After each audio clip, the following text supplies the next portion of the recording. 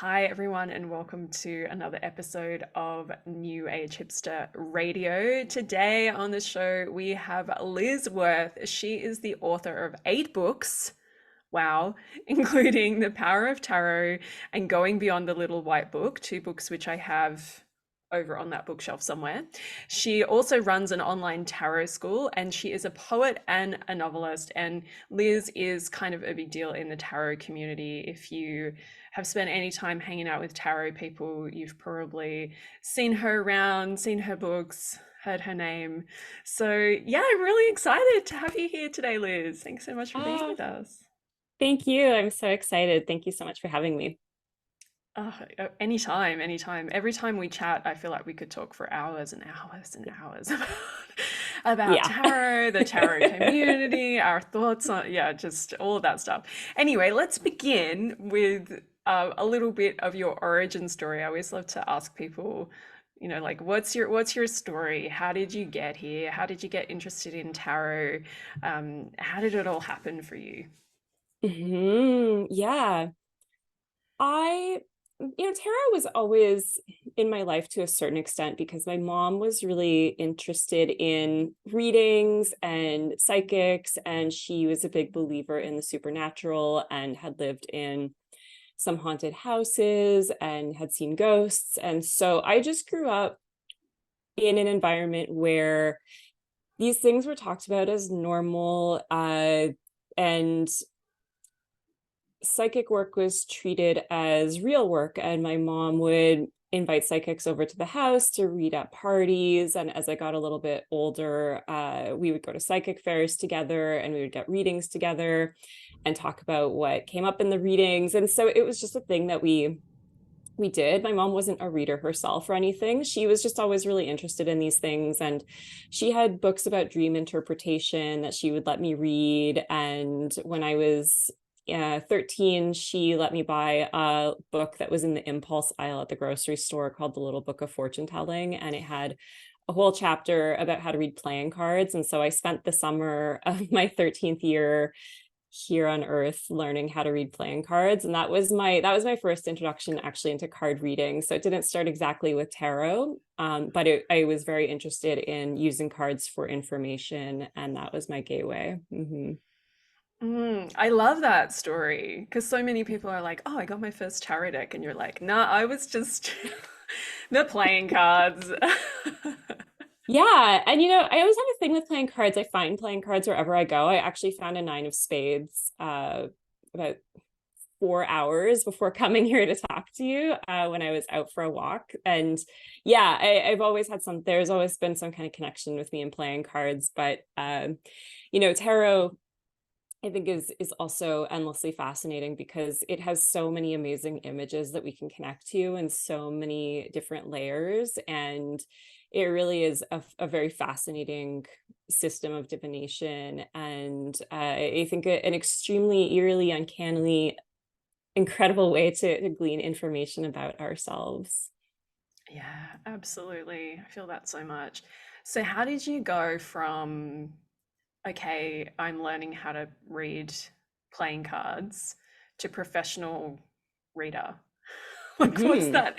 What's that journey? Because so many people, and Yeah. I think a lot of people listening to the podcast as well, like have an interest in tarot, and there's probably going to be people listening who maybe want to be tarot readers themselves, or maybe want to do some readings for some people at some point.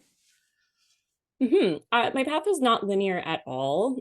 So if anyone's listening and they're like, sort of in and out or on and off with tarot, but they keep coming back to it, don't worry. It's totally, I think, very common experience. It was for me. When I was a teenager, I bought my first tarot deck, and this was in the 90s. It was pre-internet. And I always preface this story with that because it really wasn't as easy to find information about tarot at the time. And now I think it's easy to take it for granted that we can access so many resources about tarot and also get direct access to so many tarot readers through social media, and to hear how people are talking about tarot and seeing their process in real time. But when I was a teenager, I lived in the suburbs, and there was just not a lot out there in terms of finding tarot decks or books on tarot. And I got a tarot deck, but didn't have a lot of resources as to what to do with it or how to read with it. And no one told me at the time, of course, that the little white book that it came with probably wasn't going to be that helpful. So I really struggled with that deck and felt a little bit disappointed because I thought it was supposed to be an instantaneous experience where I would turn the cards over and magically know what they mean. I had really high hopes for myself. And I didn't realize that tarot is something that you actually have to learn, and that it's a skill that you build, and it's a craft, and that it takes time. So I became disillusioned with tarot for obvious reasons back then, but I came back to it when I was in my 20s. I was going through some really big transitions and was doing a lot of soul searching at the time. And tarot kept showing up in my life in strange ways. And one of the ways that it showed up was I went to an astrologer for a reading, and he asked me if I read tarot because he said that my chart was really similar to other clients that he had who were really interested in tarot. And it wasn't that he was telling me I should go out and read tarot or anything. He was just asking, if there was a commonality uh there, I think, between me and other people that he reads for. And when he said that, it was like someone had like handed me a drink of water and I didn't know I was thirsty. And when he said the word tarot and do you read tarot, I was like, I used to be so into those things, and I had sort of strayed from a lot of my spiritual interests in my 20s for a while. And just hearing someone ask me that question, and having it be an astrologer, right? Someone else who's a diviner and someone else who's a spiritual person. It really had it was a very simple, casual question, but it had a very profound effect on me. And around that same time, other things happened. I found Eden Gray, one of Eden Gray's books about tarot on the sidewalk, just kind of sitting there. Okay. Yeah. And so that felt like a sign. And then I was working at a nonprofit at the time, and someone I was working with one day bought me a tarot deck as a gift. And so just these things kind of kept popping up. And I was like, okay, this obviously seems like something I should pay attention to. And so I started to go deeper and deeper into tarot. But at that time, I was a bit older and a little bit more mature than I was in high school. And I had a lot more patience to really learn what tarot was about and to appreciate that there is a process involved in learning it. And I didn't have that same appreciation when I was younger. So that's why I always say, my path wasn't linear, because it was an on and off process for a while. But once I started really getting into it, I just couldn't stop. And it almost became an obsession. It's so interesting because I have such a similar story. Like the first time I got my first tarot deck, I'd been shopping for it for like months, shopping in like the one shop, like Mhm. browsing in the one shop that we had at the time that I had access to. And then I got it home and I was like expecting it to be like, oh, this is gonna be it from me. Like this is gonna have all of the answers to all of my problems, and just life's going to be so easy now that I have my tarot deck. And I remember like turning over, like, especially the court cards, like, I don't know what the King of Cups means. I don't know how is this supposed to help my life.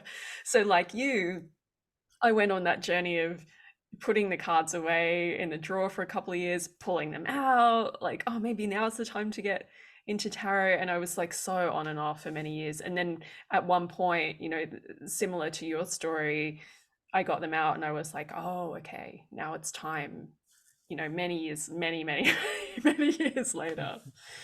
Yeah. So that's Mhm. really, really interesting that we've kind of have that in common. So how did you end up going pro? Like, what did that look like for you? Oh, that was also quite a long process. It was a matter of years really before I started charging for readings. And I wasn't, I think along the way, I definitely wanted to learn how to read tarot for other people. That was something that I wanted to be able to do. I think a lot of that goes back to my childhood and seeing other people give readings and being on the receiving end of readings throughout so much of my life, I wanted to be able to do that for others because I've always found that a very fascinating process.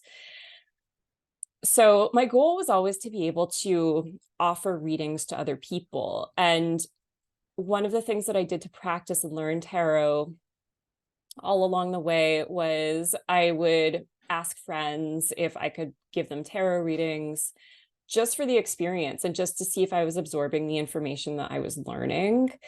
Um, and when I was doing that, I wasn't thinking I was going to one day start a business or anything. That came a lot later. It was probably about 7 or 8 years or so of reading on the side and really learning the ins and outs of my tarot deck and getting really confident being able to speak the language of tarot to other people and to be able to answer questions and put a reading together confidently.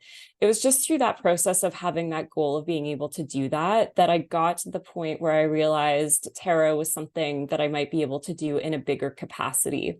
And when I started to realize that, I was doing readings at a lot of events. I had started to get invited to read at people's parties. I had friends who were writing books and they would invite me to read tarot at their book launches because I'd given them readings one-on-one. And I think it was just a very organic process that way because people started to see that they were getting something from the readings I was offering them. And so the more I did it, the more those opportunities tended to show up.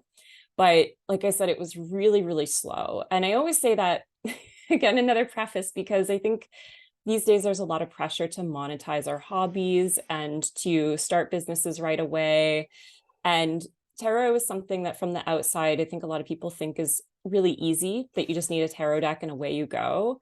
But for me, it wasn't like that. I just really took my time with it. And when I decided that it was something that skill wise I was able to do, then I started to think of what that might look like if I did go pro in a bigger way. And if I did start to do that, maybe even full time instead of doing all these parties and one off readings on weekends and on evenings, which is what I had been doing. But I was working a day job at the time and I was trying to figure out how to transition out of that. And one day I got laid off from that job and I got like a few months pay as a goodbye. And so I just took that opportunity at that point. I was really ready and I had read for a number of people at that point, right? So I had, a small roster of people who knew me as a reader by then, and I felt confident enough that I could take that leap. And instead of looking for another job when I got laid off, I just started my business after that. But again, yeah, it was a slow process where the timing just kind of eventually added up for me to be able to transition.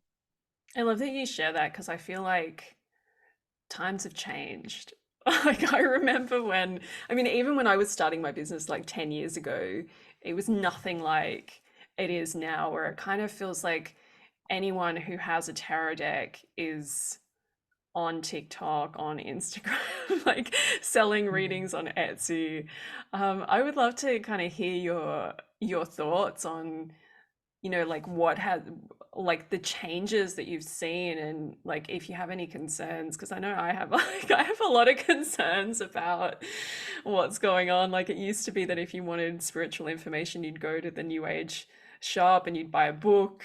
Now it's like you go on TikTok. Yeah,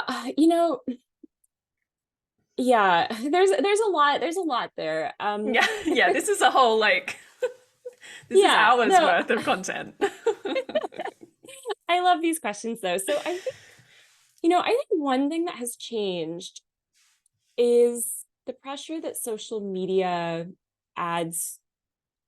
Doesn't have to, right? These are things that we opt into, but I think that people are starting to get very caught up. Not everyone, but some people are very caught up in the idea that they have to build a following on social media and that if you build a following that you're successful. And I think it's really important to keep in mind that there have been many, many successful readers that existed long before social media ever did, and those people will continue to be names in this industry long after social media becomes whatever it becomes next. Um, Having a following isn't the same thing as being successful at something, and having a following also isn't the same thing as having a dedicated client base. It's not the same thing as having a community that's built around your work. And those things come down, I think, to quality over quantity a lot of the time. But it's, again, it's confusing right now, I think, for people, especially younger people who have grown up with social media. I didn't grow up with social media, right? I was born in the early 80s. So I come from a generation where we had life before the internet.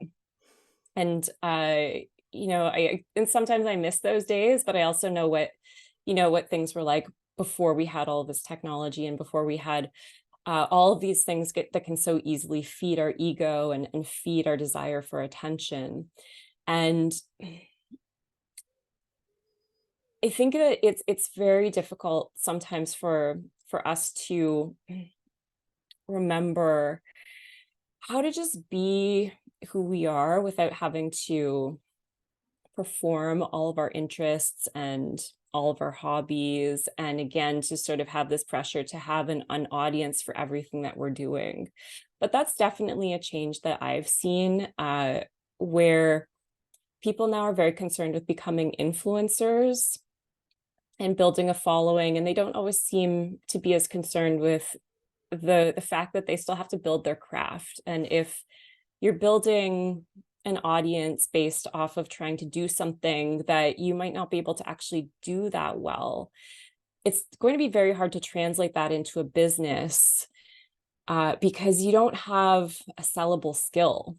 And again, it's not that tarot always has to be something that we're selling or building a business out of, but if that is a long-term goal for you, then my advice is always to work on actually building your craft as a tarot reader, and again taking your time, because if this is something that you really truly want to be doing for the long term, then there is no reason to rush it, because it's not going to be leaving your life anytime soon.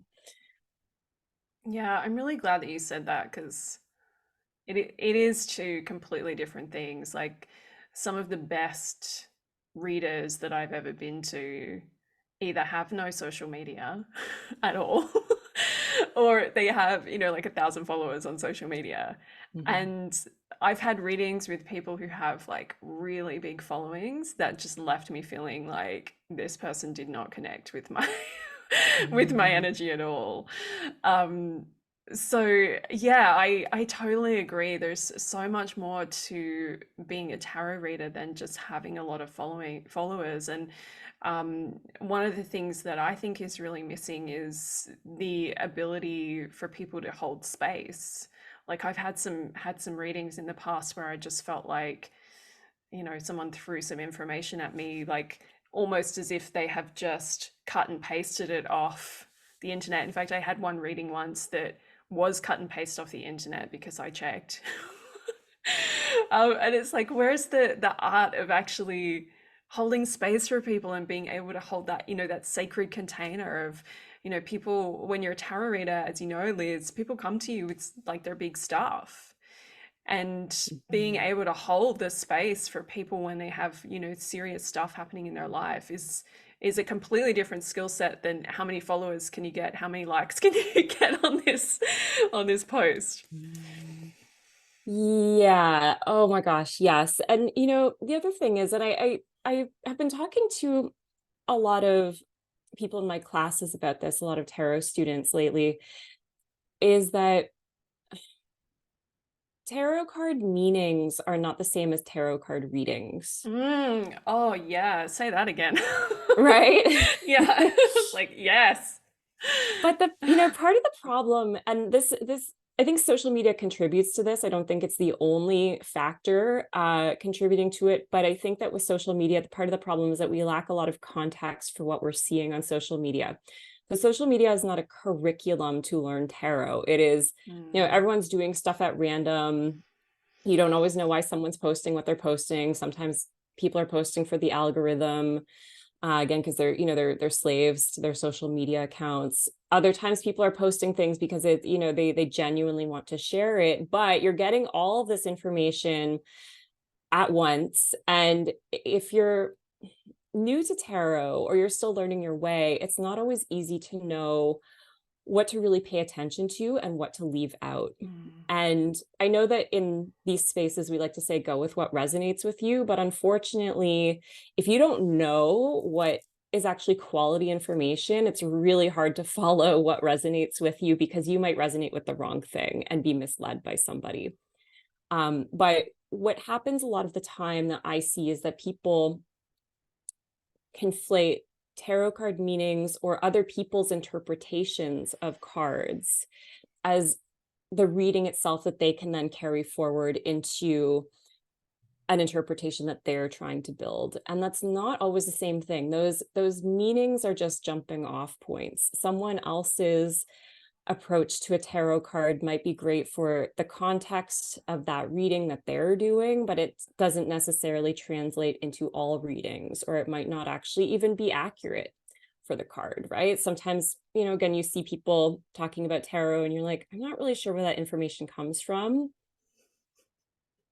Don't know, right? So I think that we have to be careful in how much we're taking in, what kind of content we're taking in, and if we are learning tarot through social media or using internet resources exclusively to learn, then your discernment has to be really, really, really high. But again, it's very hard to have high discernment when you're a beginner, and it's often better to diversify your resources, check out some books, take some classes, find a few people to be your teachers rather than letting the fire hose of information that is social media lead your way, because you'll just end up so confused. I feel like that's such an important point what you said, because like, I say that all the time online: take what resonates, leave the rest. I think that's, it's something that so many of us are saying all the time, because we don't want to, like, I never want someone to come to my social media and see something that I've posted and think that's it, like that's the one the one answer, or that's how it is. But like you said, it's really difficult when you're at the very beginning of your journey to be able to look at all these different things and all the different things that people are sharing and say, actually, I really like the way that that person speaks about tarot, not sure about that person, hang on, that seems a bit weird. Like, yeah, it's really difficult. So I love what you said about like reading a book, taking a class, or even just connecting with some people that you feel like actually know what know what they're talking about. It's Yeah. really challenging out there right now. And Mm. yeah, it seems to tarot is also having a moment. And Mm. it's been popular, right? It's been popular for several years now. I think the pandemic fueled a lot of that popularity as well. So even though it was already sort of on a rise, it almost seemed to accelerate. But I also think trends come and go. And I remember in the 90s, things like channeling were really, really popular. And what happened to all that, right? People Hmm. moved on, they Hmm. found other things they were interested in. And I Yeah. think the same thing will happen with tarot. It doesn't mean that these practices go away. But it does mean sometimes that a lot of the people who you see making a lot of noise around it or trying to very urgently chase this as a hobby for right now will move on to something else. Yeah. Yeah. I feel like that a lot when I look at TikTok. Like, Hmm. I Hmm. feel like I'm talking about TikTok a lot. You can probably tell that TikTok's not my favorite place to hang out. Um, I find it like an assault to the nervous system to be on TikTok, and then everyone's sharing like, spiritual information and stuff, and it's like, oh, it's a bit full on for my. Um, I'm on the cusp of like X and Y generation, and there's like this generation that I read it. I'm going totally off track here, but I read somewhere about the Catalano generation. Did you ever watch My So-Called Life? Oh yeah, yeah, yeah. Of course, Jordan Jordan Catalano. Catalano. Yeah, yeah, of Yeah, course. yeah. Yeah, yeah. He Um, was so hot. Yeah, I so know. Yeah. there's like this generation that they're calling the Catalano generation because we're not Generation X, but we're not, we're like, what are we? We're like in the middle somewhere. But yeah, it's really, I just find it really interesting as like, I feel like, oh my gosh, I'm like the older generation here now on in all of these places. And there's like, all these people kind of like young people in their teens getting tarot decks and sharing on TikTok. And it's just like, let's read a book. Let's read a book. I know yeah, it is funny, I think, being at that point, right? It's kind of like when you see a bunch of people lined up outside a concert venue and you've never heard of the band, but the lineup goes Hmm. around the corner and you're like, oh, I used to know things about music. I don't know what happened. Yeah, yeah. Um, but yeah, I think social media can feel like that a little bit. But at the same time, I yeah, I mean, I think, there always changes with every generation. My hope is that I don't know if it's a hope or a fear. I think it's a little bit of both. A concern that I have is that people are forgetting to look for information elsewhere, Hmm. Hmm. and that we're becoming a society that turns to Facebook, Instagram, TikTok, YouTube first for Yeah. information, and that we don't really, again, think about the context that we're working in. And tarot has such a rich history and so many incredible individuals who have contributed to tarot as a culture over time, right? Over centuries. But especially within the last, 100 years ish, right? Little over 100 years since the early 1900s, when the Rider-Waite-Smith deck was published, right? There have been so many amazing artists and spiritual thinkers and philosophers and writers who have contributed to tarot as we know it today. And I worry that those names will maybe not be known by younger generations if people don't start to seek them out, because Pamela Coleman Smith doesn't have a TikTok, right? So Hmm. she's, Hmm. but she's an incredible figure in the history of tarot. And she's just one example, right? But when we start to look at a tarot deck, we have to remember someone illustrated this, someone created these systems, someone put so many ideas into tarot, and people all around the world continue to put so many ideas into tarot. It really is, I think, a living tradition that captures the moment in time. Every time a new deck is published or a new tarot book is published, there's something that really captures the essence of the era in which those pieces are being put forward. And I think that can often, again, get lost on social media because we're lacking so much context when you're on a platform, say like TikTok, and they're just, you're just kind of scrolling, and you're getting little bites, right? Like literally little bites of information that lasts, 30, 60, 90 seconds. It's not enough. Yeah, yeah. I think like that's one of my concerns is, are we just kind of creating this environment where everybody is now, not everybody, obviously there's a lot of people who are still kind of reading books and going really deep into tarot or whatever their thing is, but it seems like so many people are just getting this like surface information, and it's surface information. Some of it's not even very like helpful or or Hmm. accurate, or like, I would say some of it's not very good, but then that could just be my personal, perspective on it. And then it's like those people are then sharing that information, and then we're getting this kind of really watered down, kind of weird like vibe of what tarot is, because so many people are just kind of sharing, oh, I saw this on TikTok, and then someone else is like, oh, I saw someone doing this on TikTok. And then it's like, okay, now we Hmm. have this whole different kind of way of reading that people are kind of getting into. But I don't know if it's just my um, I don't really like to describe myself as middle age, but is it just my middle age tendency to be like, oh, kids these days, meanwhile maybe they're creating something that's actually the next thing. Yeah, I mean, I think that's a fair question, and yeah, the answer is that that's entirely possible as well, right? I do think that innovation, tarot is always evolving, Mm. and tarot has never just been one thing, right? And this is also what we learn when we look at the history of tarot, which is why I think it's important that people go back and learn, who was Pamela Coleman Smith, for example, right? Who was Arthur Edward Waite? Who are all these other people that have influenced tarot along the way? And not just, not even going back 100 years, right? But going back into the 70s and 80s and 90s and learning about people who were publishing decks then and putting out ideas around tarot. What were they talking about? What was interesting, right? If we go back, we find that people have always been trying to move tarot forward into some kind of new iteration. So yeah, I'm sure that there will be some innovations that come out from this time.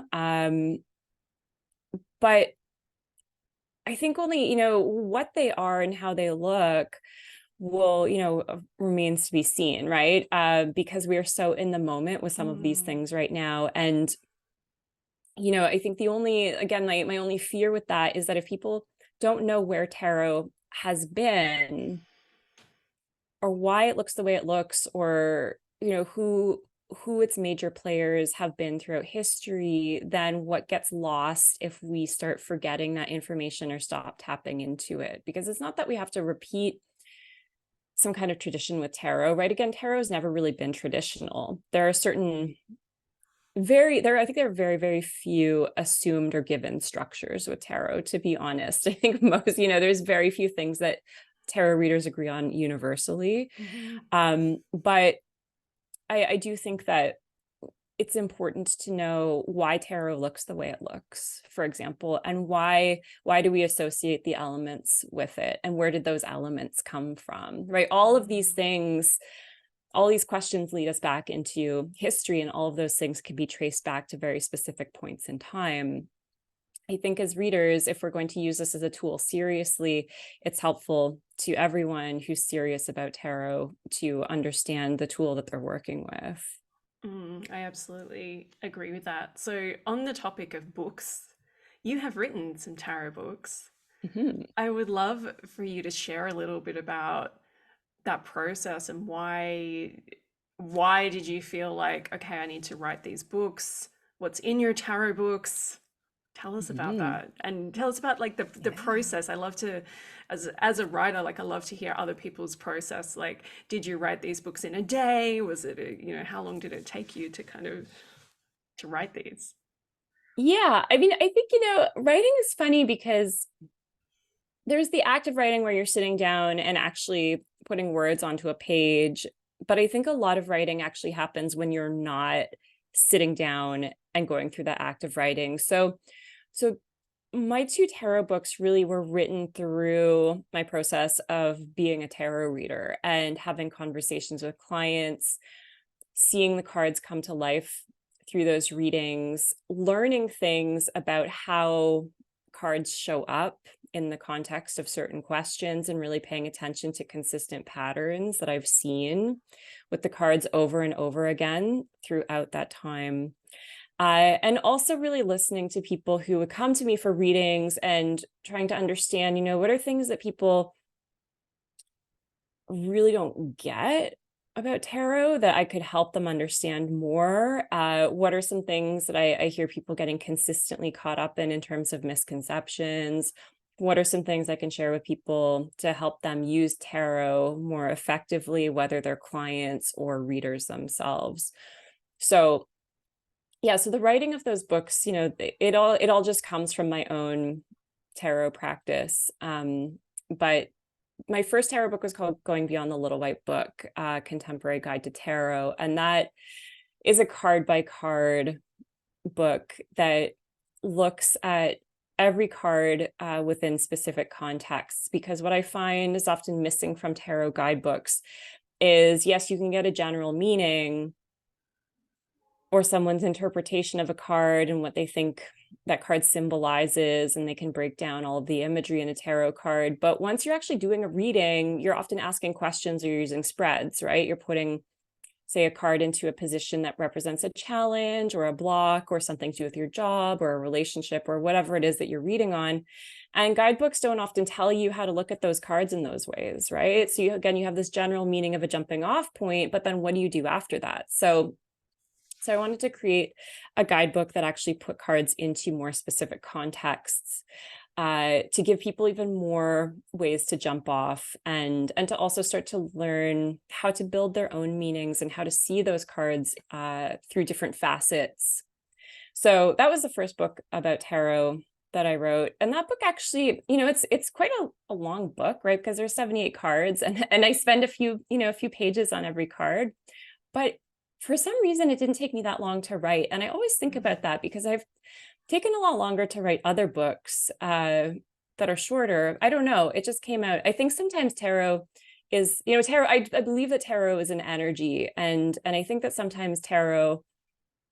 Uh, I don't know. It sounds weird. No, it's not going to sound that weird. This is a tarot podcast. But Yeah. I think that people who use tarot, we're in a relationship with tarot. And I think the deeper you Mm. go with that relationship, the more tarot sometimes uses you as a vessel. And I really feel like maybe there was a spirit moving through me that helped me write that book. Because I think I wrote that in about 8 months. Mm. But it adds up to, to years worth of tarot study and practice. Yeah. Hmm. Hmm. Yeah, I think everyone here is like is down with that idea Yeah. Yeah. to It's some extent. you're in this weird kind of marriage with it, right? Yeah, yeah. Where yeah, it feels sometimes like it Mm. owns you, or and yeah. But my second book, The Power of Tarot, that book is less about meanings. It does talk about the structure of tarot and how I use that structure to inform readings, but it also goes into other things that are a little bit more philosophical. Um, it talks about developing your own belief system as a tarot reader, right? What do do you believe in fate or free will? Do you believe in destiny? These are really important things to figure out if you're going to read tarot, because they're going to influence the way you look at the cards. They're going to influence the type of advice you take from the cards or the type of advice that you give to people. Talks about ethics, and again goes into context, right? How are we counseling people? How are we helping people? How are we helping ourselves or our queerants make sense of the questions that they're asking?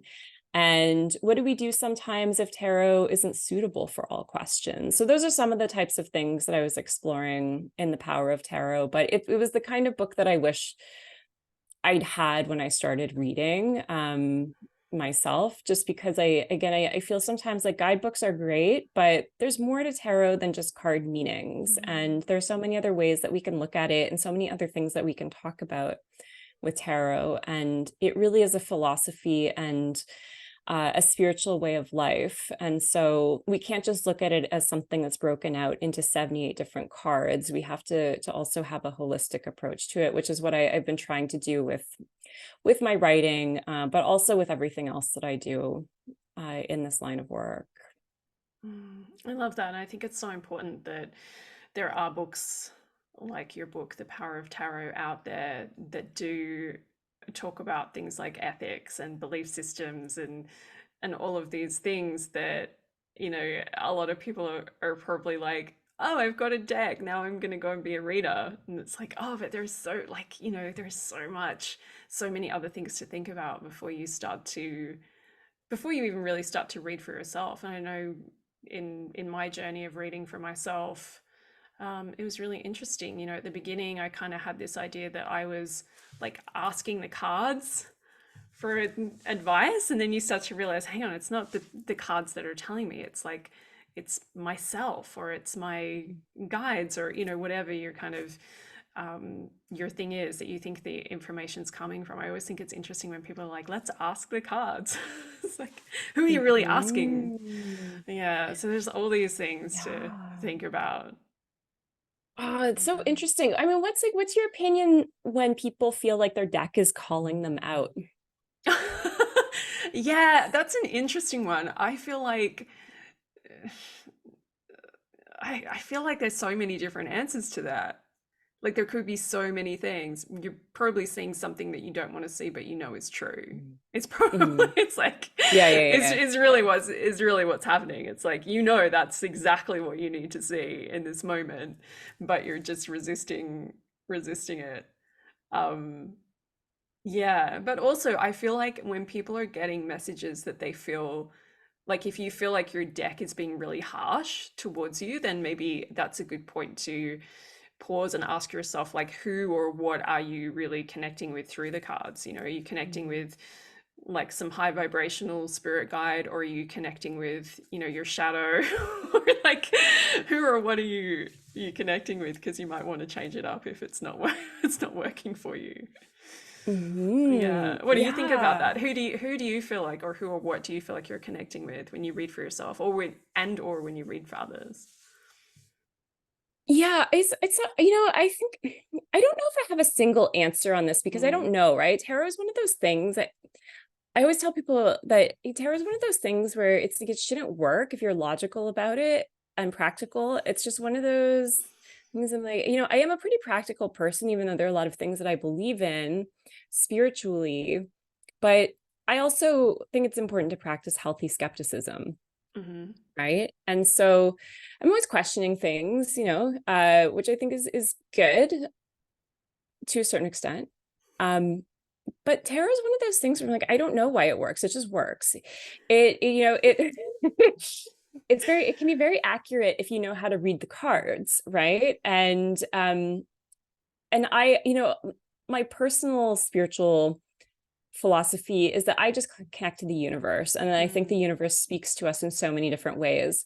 And that tarot is one way that the universe can speak through us through the randomization of cards.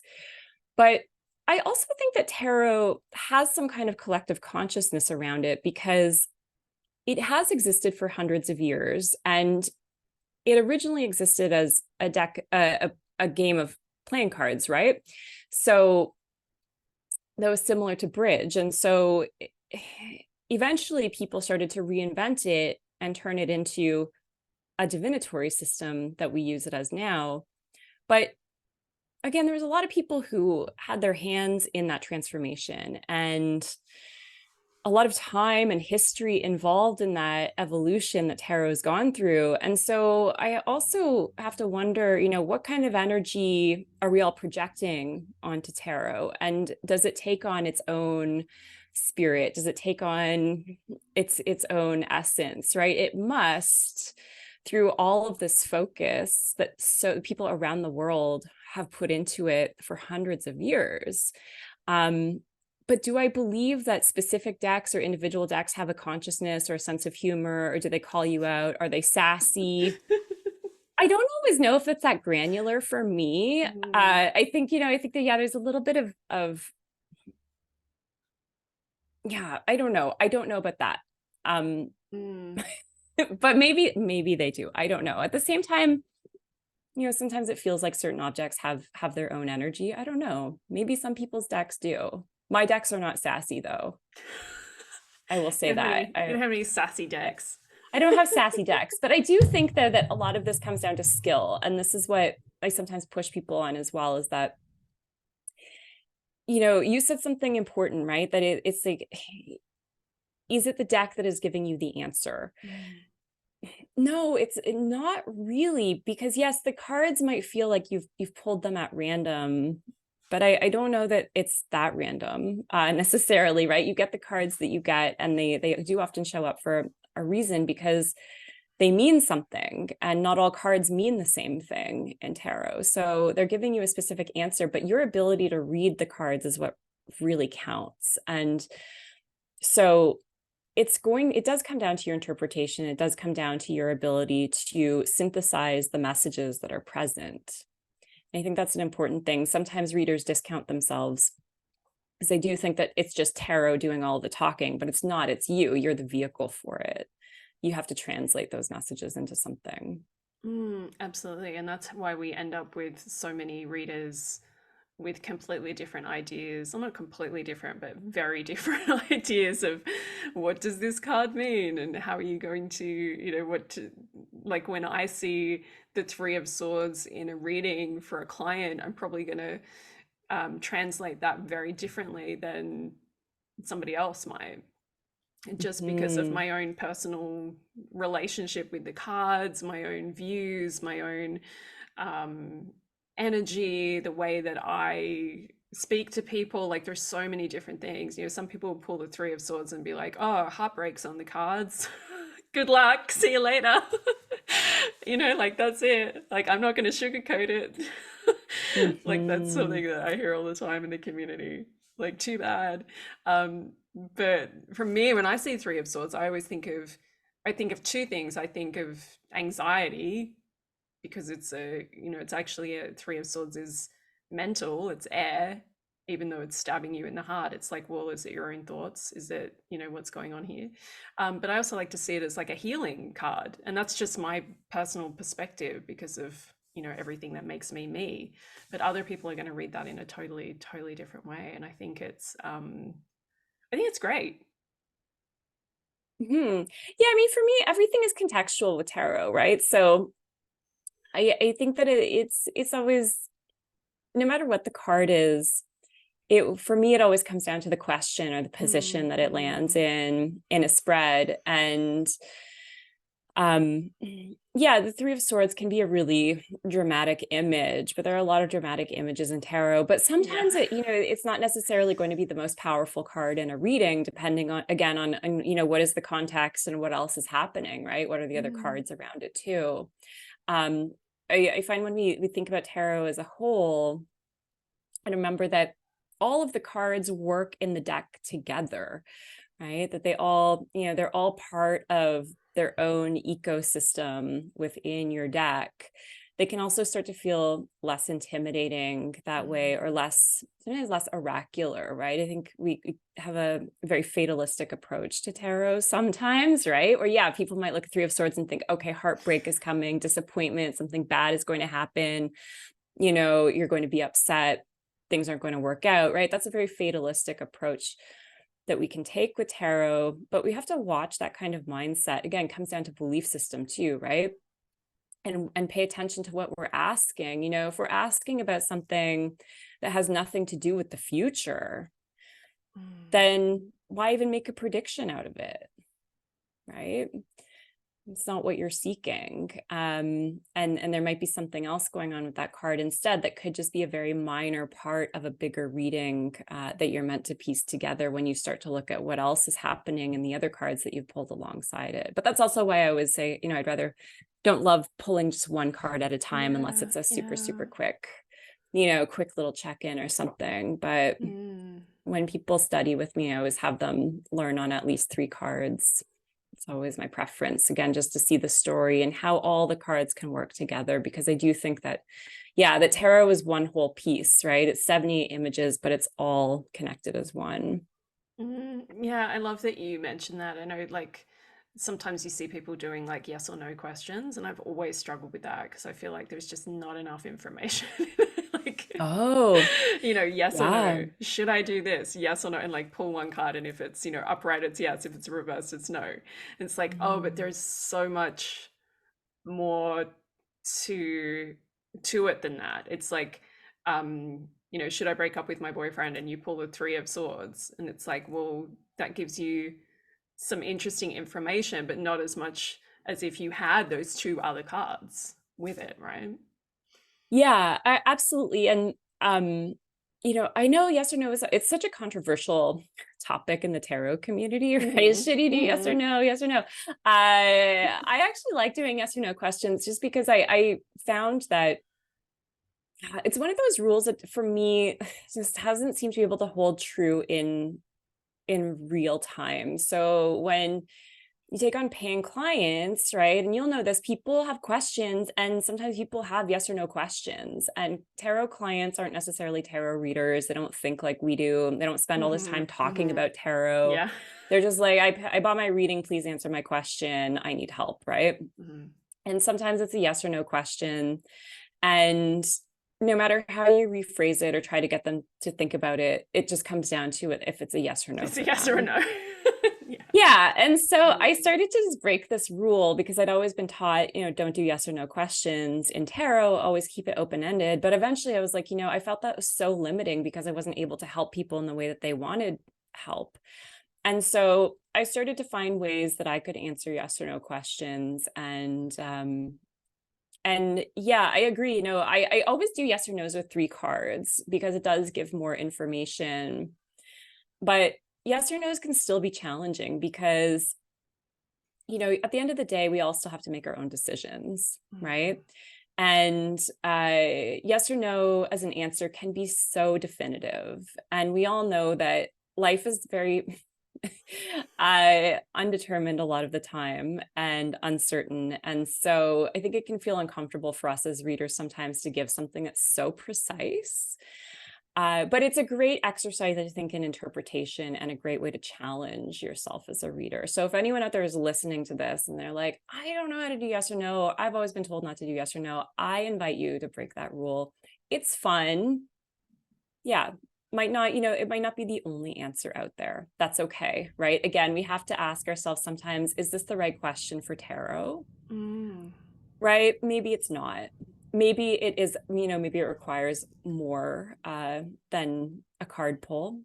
But I do think as a practice for ourselves, as a way to stretch our ability, yes or no can be really fun. I think for me, like when I have a yes or no question, I want to know like why. Like yes or no. If I get a yes, it's like, oh, why? Like why should I do this, or why is this yes? Or if the Mm, tarot tells me no, it's like I want to know why not. yeah. So I'll just Yeah. keep pulling cards, like why isn't this the right decision or the right path to go down? I just want more That's a practice. information. Yes, that's a practice and discipline for sure, right? Especially when it tells you no and it's something that you really want to do, Oh right? yeah, Should I yes. sign up for this course or should I go on this Hmm. trip or whatever, right? And then the card's like, no, don't do it, but you really want to do it anyway. Hmm. Hmm. Yeah, I know. I always want to know why as well. But then, sometimes that also becomes part of your answer, right? When you hear no, but you realize you really want to do it regardless, then you're Mm. still getting clarity. It might be a roundabout way to get that, but Yeah. you're still really getting into your own heart that way. Yeah, just like when you flip a coin and you know, if you're happy about the answer or sad about the answer is your answer. Yes, yes, Yeah. yeah. Yeah.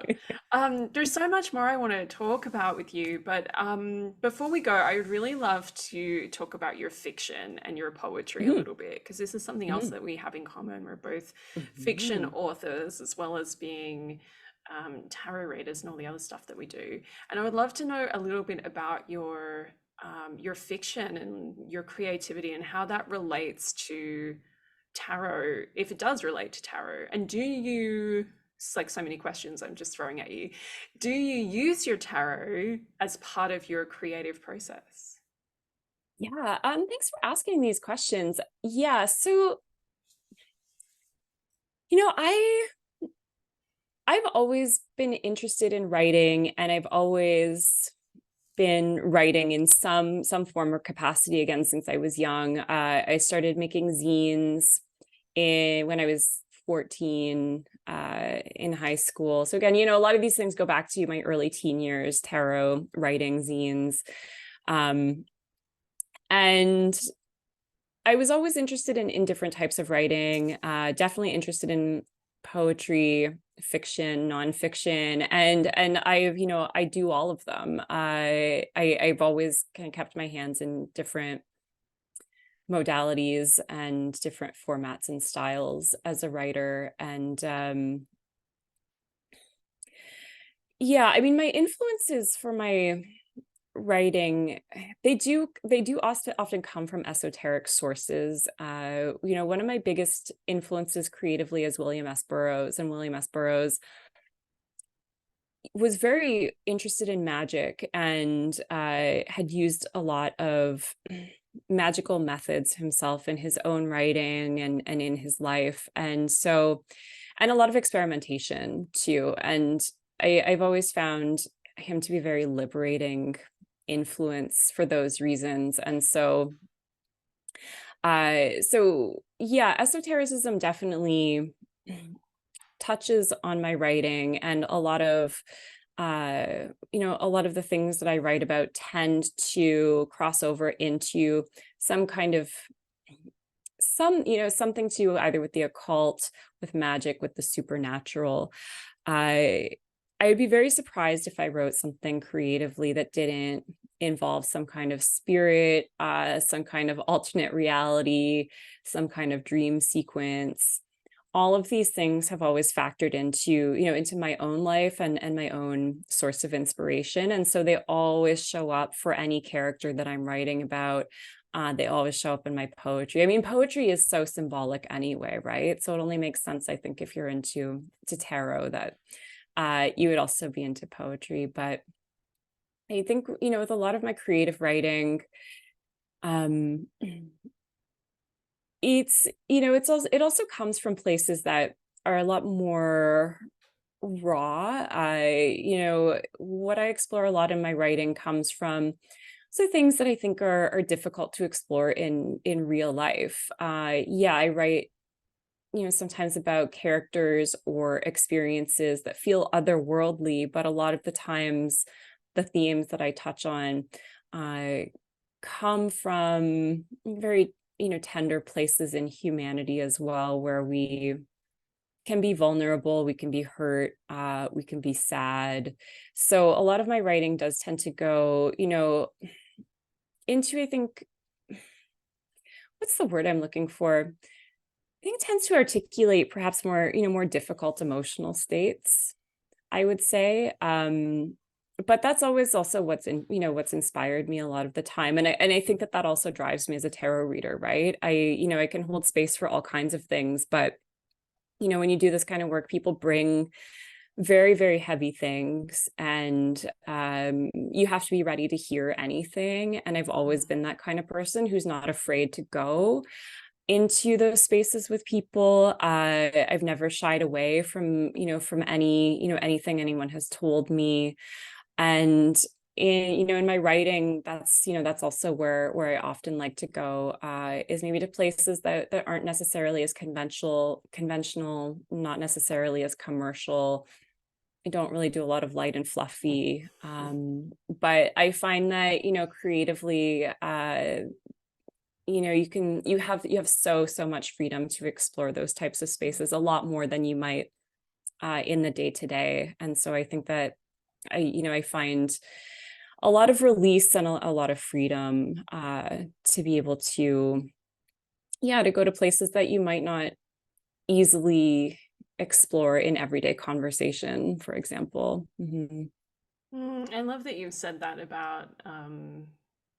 about your fiction, because just as you're talking, like, I don't know that I've consciously written paranormal fiction thinking I'm going to write it like this so that, I can talk about these big things. But, when I think about the book that I finished recently, which is about a ghost, there's a lot of stuff about death in there.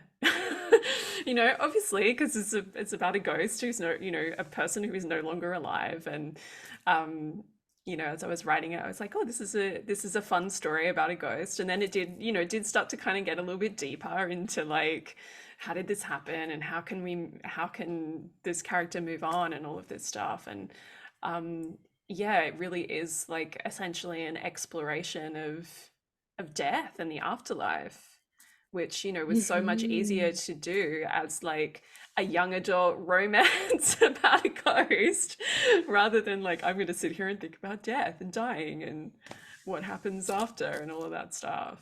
Yeah. Well, yeah, I mean, I think, paranormal genre fiction in general, actually, I think it does lend itself so well to some of those big topics. My most Mm. recent novel is a vampire novel, but it's not a typical vampire novel in that you're following the character of the vampire who's out stalking victims. It's about people who are obsessed with the idea of becoming vampires themselves. And so they're Mm-hmm. they're seeking out this vampire and following this urban legend in their hometown. And it's really, yes, it is, yes, there are horror elements to it. It's a horror novel. So yes, there are, eventful things that happen. And I won't give too much away with going into those details, but really the crux of the story is the escapism of the characters and how they lead unhappy lives and they think that if they can become something other, right? Something other than human, something Mm, supernatural, something otherworldly, that they'll be able to escape all of these things they're dreading, right? They're dreading their future, they're dreading their mortality. They don't necessarily like who they are. And I think that those are things that a lot of us can relate to at some point, right? Maybe, maybe not, hopefully not permanently throughout our lives, but I think a lot of us have times that we face where we don't really feel good about ourselves, or we do wish we could be someone else or something else. And that's, also so often why we're drawn mm. to mythological creatures and the paranormal, is because they offer us some kind of glimpse into an alternate reality. And so yeah, so I mean that book really allowed me to explore those things that I think, I think at the end of the day are quite relatable for a lot of people, even though it's taking place in this fictional city where, yes, there are a lot of ghosts and a lot of weird things happen. And there's a lot of magic and witchcraft going on as well. But when you spend time in the occult world, you also find that there are a lot of people here who also want to escape, and sometimes that's why they're here, right? They end up in Mm. these spaces because they're also looking for something else. And so it's not that far of a stretch for me. Ah, oh my goodness. Okay. I feel like I could talk to you all day, but I'm conscious of time. It's like just as you're talking, it's like all these like so many more questions are coming to mind. Maybe we need to do a part two and go deeper into the fiction and gosh, all sorts of things. But for now, could you please let everyone know? I'm sure people would love to know a bit more about your latest novel, what it's called, where can we find it, and about all your other books, and how can people work with you, find out about your tarot courses and everything else that you offer.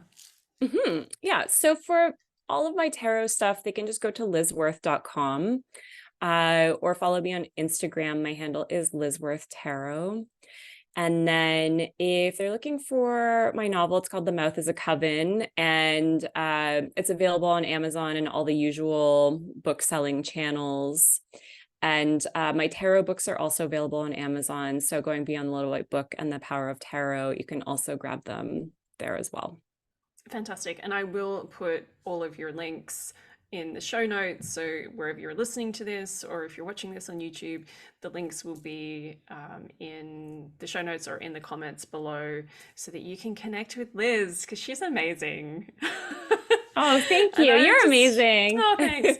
I've really loved like just chatting with you. And I feel like we're on the same page with so much of the tarot stuff. And yeah, I love I love everything that you share. And you also, listeners, you must follow Liz on Instagram because she posts like really useful, helpful 12-second videos. They're not the TikToks that I've been complaining about this whole conversation. But you do, Liz, you post amazing reels on there. Just like, every time I see them, I'm like, yeah, yeah, yeah, like totally, I'm down with that. So do go and follow Liz over there. Thank you again, Liz. Thanks so much for sharing all of your wisdom with us today. And thank you, everybody, for listening. And we will catch you next time.